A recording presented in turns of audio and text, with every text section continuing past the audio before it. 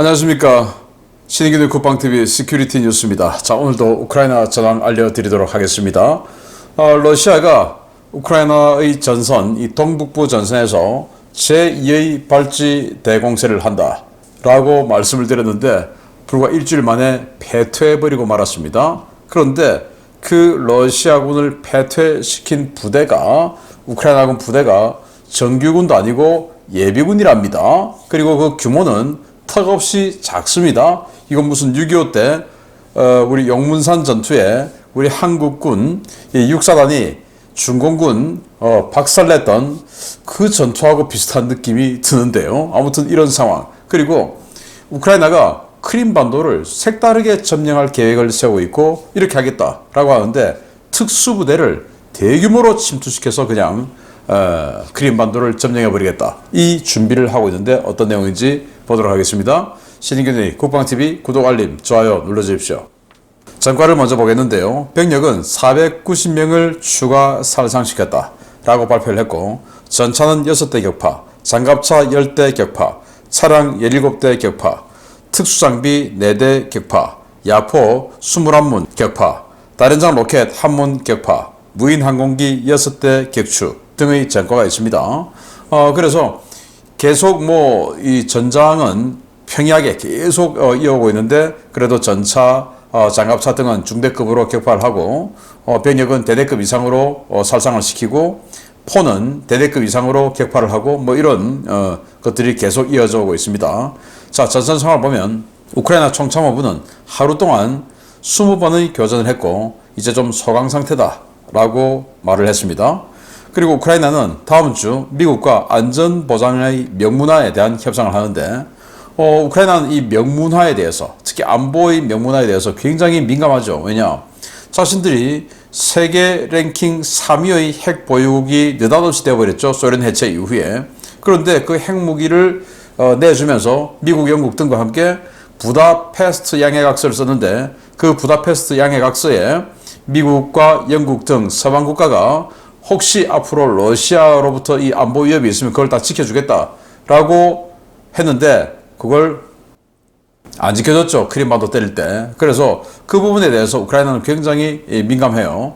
그래서 당시 각서를 쓰긴 했지만 이게 조약도 아니고 협정도 아니었기 때문에 이번에는 나토 가입을 시켜주든지 아니면은 협정 이런 것들에 준해서 완전히 이 안전보장을 명문화 좀 하자라는 협상에 들어가는데, 우크라이나 입장에서는 맞죠. 우크라이나 국방장관은 드론 생산 붐이다. 그래서 대량 생산, 대량 배치 중에 있다 라고 하면서 국방장관은 항공 드론을 보여줬고, 또 미국 CNN 기자를 데리고 가서 해상에서 무인 자폭 수상정이죠. 그걸 또 보여주면서 우리 이러이러한 것들을 만들고 있다 라고 해서 CNN에 보여주었다는 것은 CNN을 통해서 홍보하겠다 그 말 아닙니까? 그래서 CNN을 통해서 수상 자폭 드론, 그리고 국방장관은 또 이 항공 드론 이런 것들을 동시다발적으로 보여주면서 자신들의 드론 생산 능력을 과시하고 있는데, 아마 장기전에 들어가면 어떤 나라든지 이런 선택을 할 수밖에 없다고 봅니다. 왜냐? 순항미사일, 탄도미사일은 비싸죠. 그런데 이 드론은 싸죠. 싸고 요즘 간단한 이 상용 기술로도 정밀 유도할 수 있죠. 그러니까 앞으로 장기전에 들어가면 어떤 나라든지 드론을 대량으로 사용할 수 있을 수밖에 없다라고 생각되고, 그에 따르면 경제력이 부족한 북한도 당연히 대량 드론 체제로 들어갈 것이다. 그러면 우리 한국군은 드론에 대한 대비 체제를 정말 다각도로 소형 드론에서부터 대형 드론까지 여러 방면에서 드론, 안티 드론 전술을 개발해야 된다. 그리고 무기 체계도 만들어야 된다라는 생각이 드네요. 우크라이나 내부부는 러시아가 후방의 민가, 학교에 집속탄 포격을 강화하고 있다라는데, 이 도네츠크 지역의 민가 지역에 또다시 집속탄 포격을 해서 민간인을 살상했다고 합니다.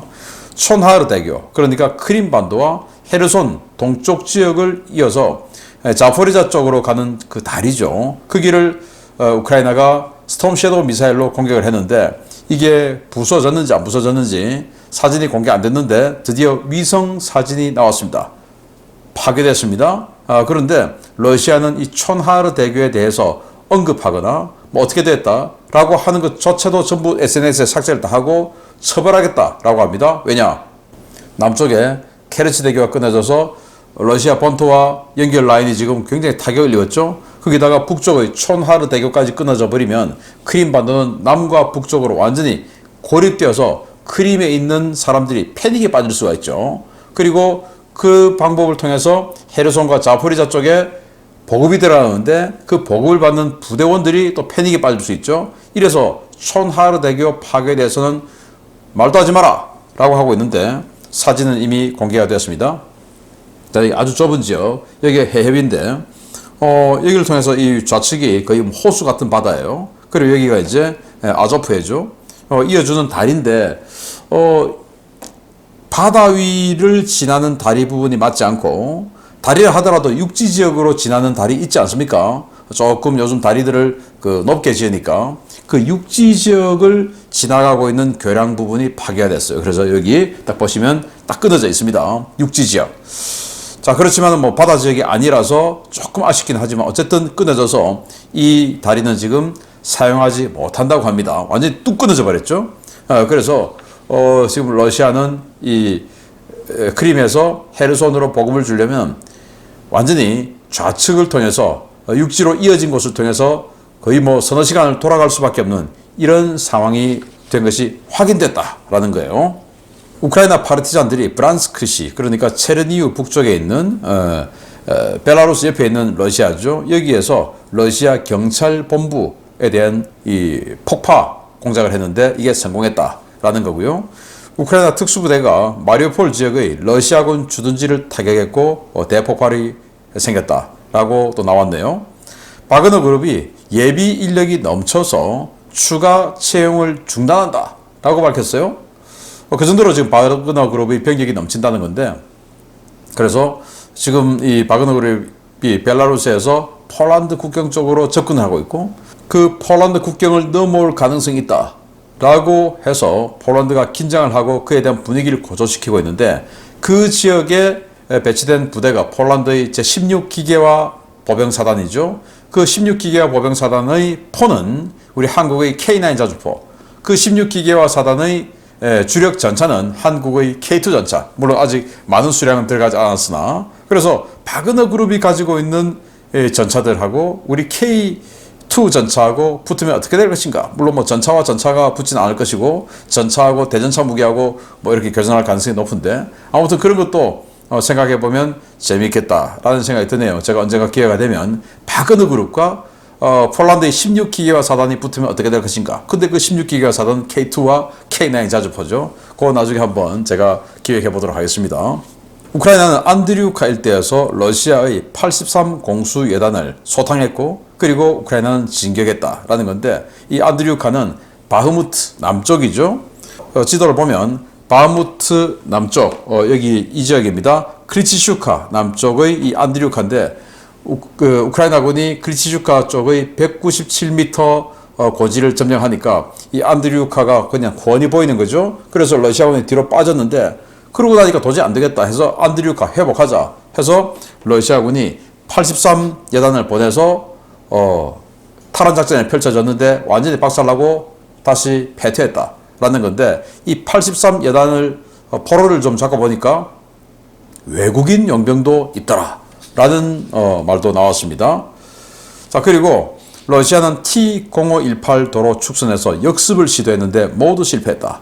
여기는 이 자포리자의 벨리카 노보시카 축선이거든요. 여기에서 어제에 이어서 다시 역습에 들어갔는데 실패했다. 지도를 보시면 이 벨리카 노보시카 축선에서 이 스타로마이어스케 우크라이나가 점령했지 않습니까? 그리고 우루자인을 지금 때리고 있죠. 이걸 해결하기 위해서 러시아군이 지금 뭐 양사방으로 부채살처럼 퍼지면서 공격해 들어갔는데 전부 패퇴해서 다시 들어왔다, 후퇴했다 라고 하는 다행스러운 소식이 들어왔습니다. 자, 그리고 우크라이나가 드론 대응을 위해서 빅토르라고 하는 테크니컬 차량을 대량 배치했는데, 이거 이제 토요타 픽업 트럭에다가 14.5mm 중기관총 2정을 엮어서 2연장으로 만들어서 기계화 부대 그리고 자주포 이런 것들을 보호하는 이런 임무를 줬어요. 그래서 지금 이제 초도 분량으로 70대를 주문을 했고 앞으로 더욱더 대량 양산에 들어갈 것이다. 그런데 대량 양산하려면 픽업 트럭이 있어야 되죠. 그래서 국제사회에게 픽업 트럭 좀 달라, 기증해달라 이런 호소를 했다고 하는데 우리 한국의 렉스턴 스포츠 여기 가면은 꽤 좋겠는데 근데 렉스턴 스포츠 너무 좋아서 저도 이런 거로는 안 쓰고 그냥 지휘용 차량으로만 쓰지 않을까. 승차감 좋고 내부 사양 좋고 하니까 이런 것들하고는 다르겠죠. 그래서 드론을 가지고 와서 폭탄 떨어뜨리고 드론을 가지고 와서 자폭 돌격하고 하니까 그거 가지고 그 드론 때문에 수십억짜리 자주포 전차 박살나니까 이제 우크라이나군이 이렇게 14.5mm 중기관총 아주 오래된 거죠. 이거 두정을 엮어서 하늘을 쳐다보고 있는 거죠. 이래서 안티 드론 방공 시스템을 만들었는데 이거 필요합니다. 드론 어차피 접근해서 들어오니까 그래서 속도도 느리고 하니까 이 목측으로 그냥 대충 갈기는 거예요.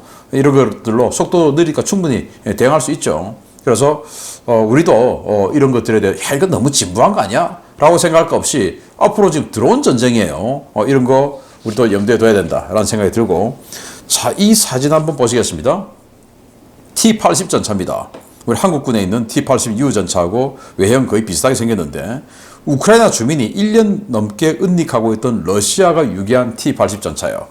자, 전쟁이 발생해서 하루키우 쪽으로 러시아가 훅 들어왔죠. 그리고 지금 빠져나갔지 않습니까? 도망 나갔죠.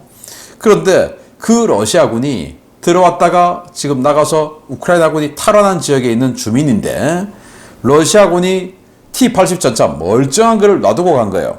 이걸 이 사람이 자기 집 마당에 끌고 와서 그걸 우크라이나 당국에 주지 않고 자기 개인 소장용으로 여기다가 이렇게 나무로 지붕을 만들어서 천막을 덮어 놓은 거예요. 근데 지나간 동네 주민들이 이거 아무래도 좀 수상하다 해서 전차네 해서 당국에 신고를 해서 들켜버린 겁니다. 그래서 이 사람은 지금 큰 처벌을 받을 거라 그래요. 제가 봤을 때 만약에 불법 무기 소지자라면 사상 최강의 불법 무기를 소지한 죄가 될 것이고 저는 이 사람이 친러주의자일 수도 있다. 지금은 우크라이나가 지금 들어와 있지만 다시 마도 러시아가 다시 들어올 거야. 그러면 내가 이걸 러시아군에게 돌려줘야지. 잘 보관하고 있다가 라고 생각하고 가지고 있었던 거 아닌가. 이걸 어떻게 개인 소장합니까? 이걸 가지고 무슨 평소에 논으로 밭으로 출퇴근할 수도 있는 것도 아니고 이거 가지고 주변 사람들한테 자랑할 수 있는 것도 아니고 이거 개인 소장용 될 수가 없죠. 차라리 총 한 자루 주셨다. 이거 나 개인 소장할 거야. 자기 집 건실에 놔도 아무도 모르니까 이거 어떻게 개인 소장합니까? 저는 마도 러시아 군이 다시 들어올 때 충성을 과시하는 그런 측면에서 숨기고 있지 않았을까. 그래서 아마도 우크라이나 검사들도 그런 부분에 대해서 신문을 할 테고 반역죄로 기소가 된다면 굉장히 큰 피해를 받겠죠. 처벌을 받겠죠. 이런 일도 있었다. 우리 한국은 그러지 맙시다. 자, 주요 소식 들어갑니다. 첫 번째입니다. 러시아가 정예 부대를 긁어 모아 야심차게 준비한 러시아판 발지 대공세가 일주일 만에 실패로 끝날 위기에 처했다는 소식입니다.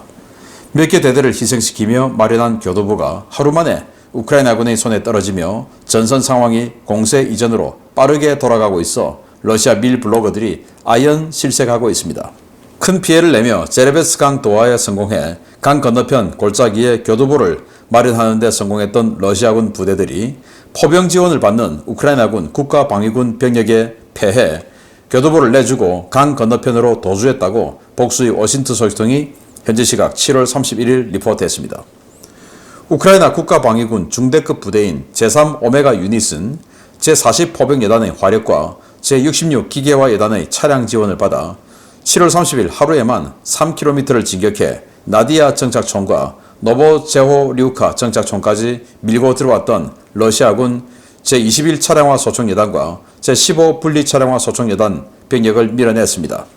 나디아 정착촌과 노보제호리우카 정착촌은 러시아군이 지난주 제레베츠강 교두보를 확보했던 공세 시작점인 카르마지니우카 정착촌에서 북서쪽으로 각각 9km, 4.5km 떨어져 있는 곳인데요. 이들 지역은 모두 공세 시작점에서 골짜기로 이어진 저지대여서 러시아군 차량화 부대들의 진격이 상대적으로 용이했던 곳입니다. 러시아군은 이 지역에 제15 분리 차량화 소총여단, 제30 분리 차량화 소총여단, 제24 근위 스페츠나스 여단, 제4 근위 전차사단 등 2개 사단 병력을 밀어넣고도 공세가 지지부진하자 지난주 제21 차량화 소총여단 병력을 추가로 투입했는데요. 이들은 시너지를 내기는커녕 좁은 전장에 서로 뒤엉켜 돈좌되는 촌극을 연출했습니다. 반격에 나선 우크라이나군은 나디아 정착촌과 노보제오리우카 정착촌은 물론 인근의 감제 고지까지 모두 장악하고 제레베츠강 서쪽의 러시아군 교두보에 집속탄 포격을 유도하고 있는데요. 이 때문에 강을 건너왔던 러시아군은 교두보 유지를 포기하고 공세 시작점인 카르마지니우카 정착촌 후방으로 물러났습니다. 이 상황은 크리치시우카와 안드리우카 등 주요 감제 고지를 빼앗긴 러시아군이 우크라이나군의 포격을 피하기 위해 하루 만에 3km를 후퇴한 바흐무트 전선의 상황과 판박인데요. 러시아군이 이번 후퇴로 공세 시작점으로 돌아가면서 이 전선의 러시아군은 아까운 한 개의 예단병력만 날린 셈이 되었습니다. 문제는 러시아군이 지난 한 주 동안 이 지역에서 잃은 병력이 한 개의 예단에 그치지 않는 것으로 보인다는 점입니다. 우크라이나군 총참모부는 현지 시각 7월 31일 스바토베 전선 전역에서 사체 썩는 냄새가 진동하고 있다라며 러시아군은 전사자 사체를 치울 여력도 없는 상태라고 현장 분위기를 전했습니다. 루안스크 지역 오신트 소식통들과 밀 블로거들 역시 스바토베와 세베로도네츠크는 물론 후방 멀리 떨어진 스타로빌스크 지역의 병원까지 부상자와 시신이 넘쳐나고 있고, 이 때문에 군인이 아닌 일반 시민들은 병원 이용 자체가 불가능한 상황이라고 성토하고 있습니다. 러시아군은 7월 하순 대규모 병력을 투입해 동부 전선의 우크라이나군을 오스킬강 서쪽으로 몰아내고 우크라이나군의 전략 예비대를 동부 전선으로 끄집어낸다는 전략 목표를 가지고 러시아판 발지 대공세를 시작했는데요. 공세 개시 일주일 만에 우크라이나 예비군들에게 탈탈 털리고 예봉이 꺾인 러시아 최정예 부대의 수준을 보면 앞으로의 전황이 어떻게 흘러갈지 눈에 선한 것 같습니다. 네, 발지대공세. 참 발지대공세라고 하기에는 조금 규모는 작습니다만은 대실패했다. 그런데 그 발지대공세하러 들어온 한 개 사단 이상의 병력을 깨서 쫓아버린 부대가 우크라이나군 대대 마이너스급 예비군 부대, 향토 예비군 부대라는 겁니다. 그래서 이 초록색 원, 이 두 군데에서 지금 방어에 성공해서 다시 쫓아내 버렸는데, 이 정착촌 노보제오리우카, 나디아, 위에가 이제 나디아고 아래가 노보제오리우카인데 이 두 개를 한 개 대대 마이너스급의 향토 예비군들이 탈환한 겁니다. 향토 예비군. 예. 그래서 탈환하면서 러시아군의 T-62 전차 이런 거 뭐 부서진 것도 보이고 BTR 장갑차도 보이고 뭐 이런 식으로 러시아군 기계화 부대를 박살내버렸는데, 이런 것들은 이제 40포병여단의 포병 화력 유도를 잘해서 이런 식으로 전과를 올렸고요. 이 러시아군이 최초에 이제 이 그 저지대에서 공세를 시작해서 여기 깃발들이 있습니다. 골짜기 지역으로 기동해 들어갔습니다.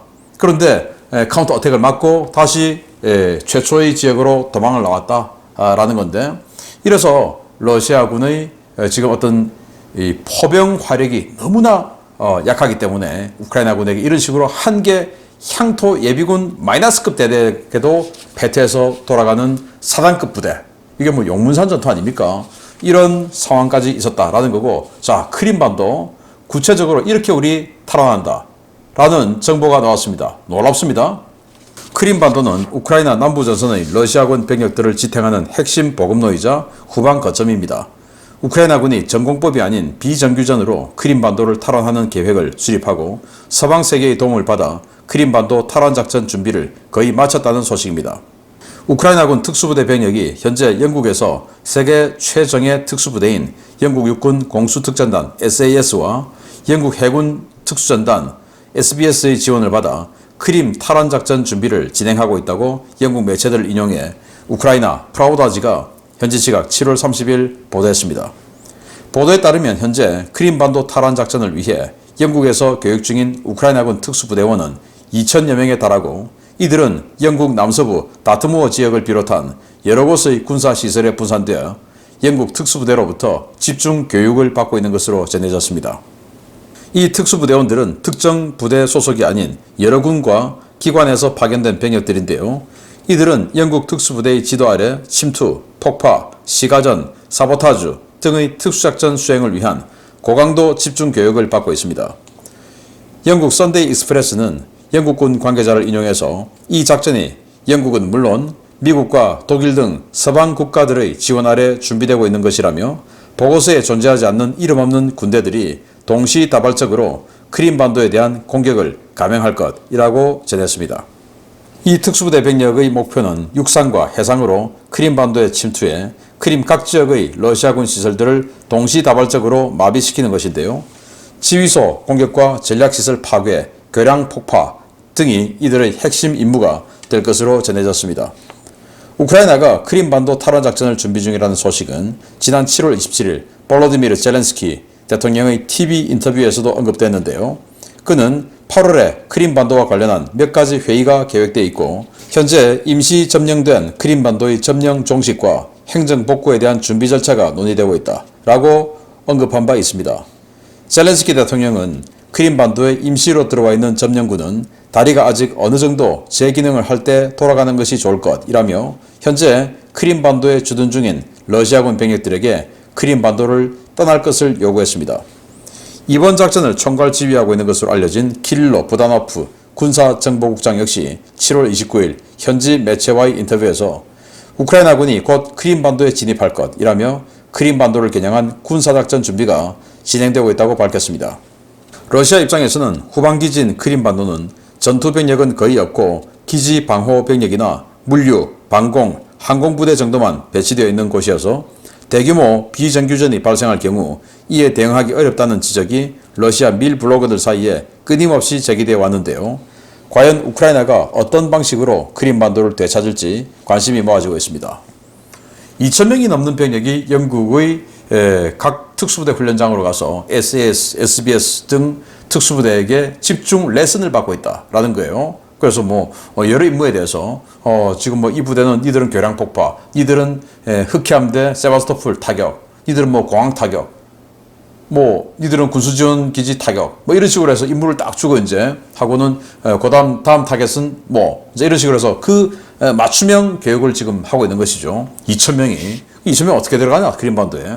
그래서 바다를 통해서 들어가기도 하고 육지를 통해서 들어가기도 하고 육지를 통해서 지금 사실은 이 지역에 그냥 일반 시민들은 그냥 움직이고 있는 상태예요. 그래서 그냥 섞여서 2,000명이 차근차근 아주 야금야금 들어가서 어느 순간 자 지금부터야 하는 그 상황까지 아주 오랫동안 천천히 들어가서 은닉해 있다가 갑자기 어느 순간 동시다발적으로 작전을 감행한다. 이거 아닙니까? 들어가서 케르스 대교도 완전히 끊어버리고 이런 식으로 이제 하겠다라는 건데 그러다 보니까 우크라이나군이 지금 상륙할까봐 러시아는 크림반도 이 서쪽 해안에 우크라이나군의 상륙 또는 침투 등을 막기 위해서 이렇게 참호, 교통호 이런 것들을 마구마구 파놨어요. 그래서 전차 같은 거 집어넣고 전차포, 참호 이런 식으로 해서 우크라이나군 군함 오면 때리고 이제 이렇게 하겠다라는 거예요. 그런데 어느 날 갑자기 들어와서 때릴 때 과연 특수부대가 할 수 있냐? 할 수 있다라는 거예요. 왜? 크림반도에는 지금 이 기계화 부대 등 이 중보병이 없고 그냥 경비부대, 군수지원부대, 해군 함대 이 정도뿐이니까 특수부대 들어가면 충분히 제압할 수 있다라는 거예요. 그래서 크림반도를 딱꼬리 시켜버리면 헤르손, 자포리자 밀고 내려온 상황에서 그냥 양쪽에서 한꺼번에 회복해 버리겠다라는 건데 신중하게 또 아주 깊이 생각해서 결정한 작전이겠죠. 잘 되기를 바랍니다. 영국에서 레슨 잘해주기 바랍니다. 기대됩니다. 마치겠습니다. 감사합니다.